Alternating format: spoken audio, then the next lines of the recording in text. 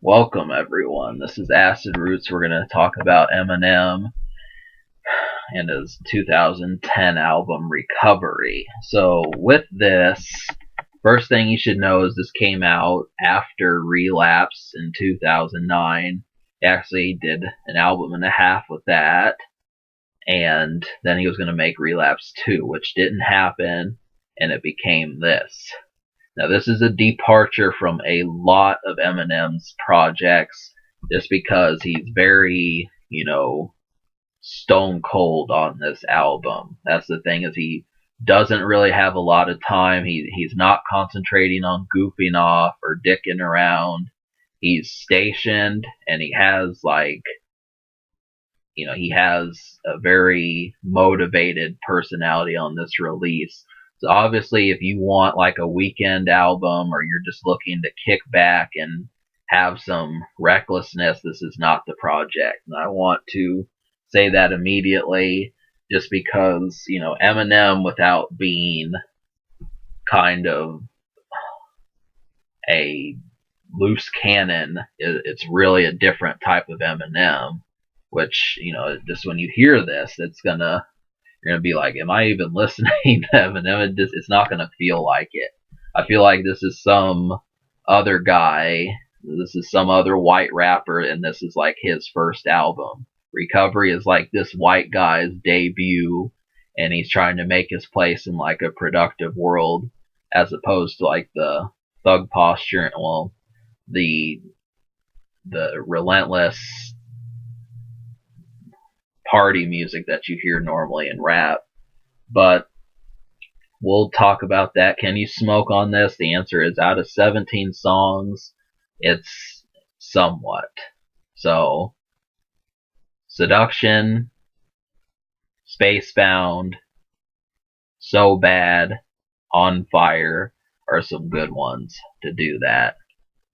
But the production, I really did not like the production on this album. And like I said, this felt like a different person than Eminem. I mean, for the most part, Eminem is usually known for his lyricism, but the problem with it is that we don't get a lot of, good records that showcase.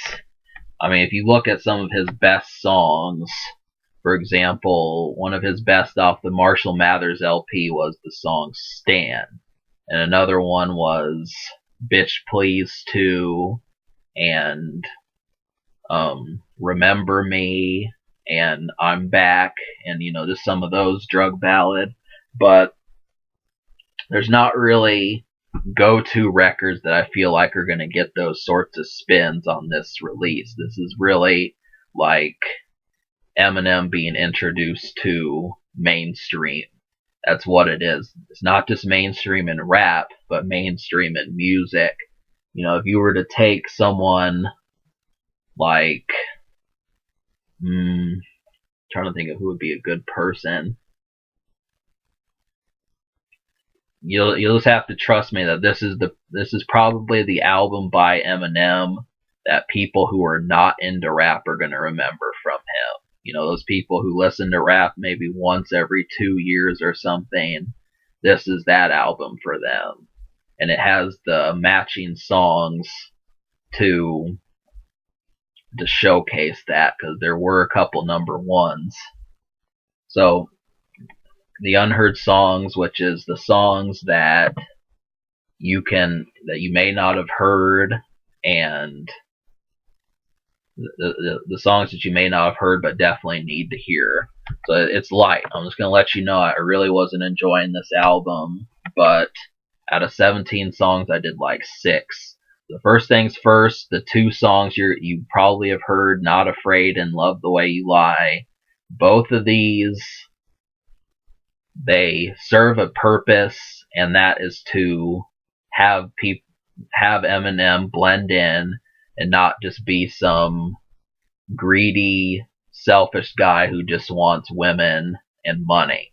Obviously Eminem does have more petals on his flower than that, and this is kind of showcasing that, but it does it in a very dull way. That's the only thing is, when you think of his first number 1 song, which was Lose Yourself, that had loads more juice and this atmosphere to it than Not Afraid. And so it's very tricky to become a household name and to be fun at the same time, which is just something we're not going to compromise that. If you like those songs, there's songs that you may have heard. They're half a decade old, and we've got the hits. Now, obviously, as the album continues, Eminem did try to chart further, and this is one of his first collaborations with Lil Wayne, which is No Love. Now, this is a beautiful song, just because what the song samples, it pulls it off. It gets it from kind of a European dance song. I can't remember the name of it, but you'll know it when it's, What Is Love. So there's that one. Lil Wayne does it. Eminem, they both do it. It's good. But the other 5 songs were On Fire, White Trash Party, Seduction, Spacebound, and So Bad.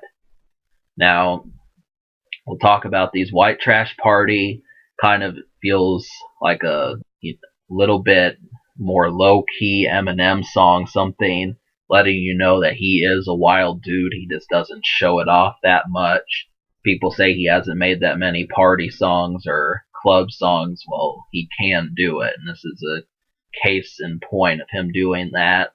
On Fire has one of the best beats on here. This is really kind of brooding and sulky, and it's one of the best songs on this project. Seduction is kind of the same way. That one's a little bit more radio oriented, but they still work.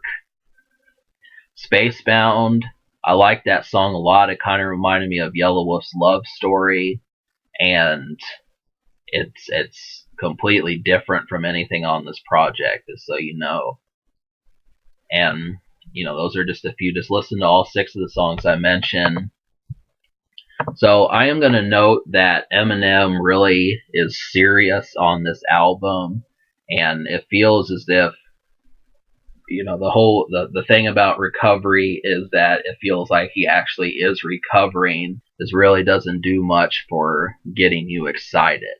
That's the one thing I will say, is it's not that good at getting you amped up.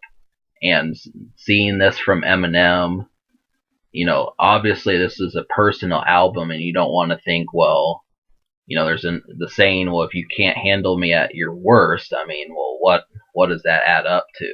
That's the thing. Is this actually how Eminem is in real life, or does he have a little bit more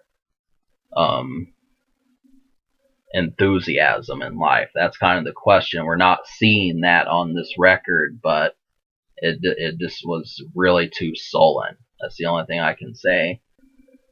I don't recommend this release, but you still need to try out a few of these songs. So 6 out of 17, less than a fourth of the album. This is going to get a 3.5 out of 10. This is probably one of Eminem's least effective albums, but I still wanted to let you know so you could find some fun. Just so you weren't saying, well, every song on this record's not good, or whatever your taste for it was. Here's a few more songs to help. So, the future, I mean, Eminem, I'm kind of wondering what he's been up to. And the social score, I will give it a 5.5, just because it had 2 number ones plus a couple other songs. So there's that. And you're just going to have to stay tuned to see what happens. But can it be topped? Absolutely. I mean, I would personally pick up Relapse, Refill, and those sorts of things. But this is just kind of a chewy album, because there's a lot to digest.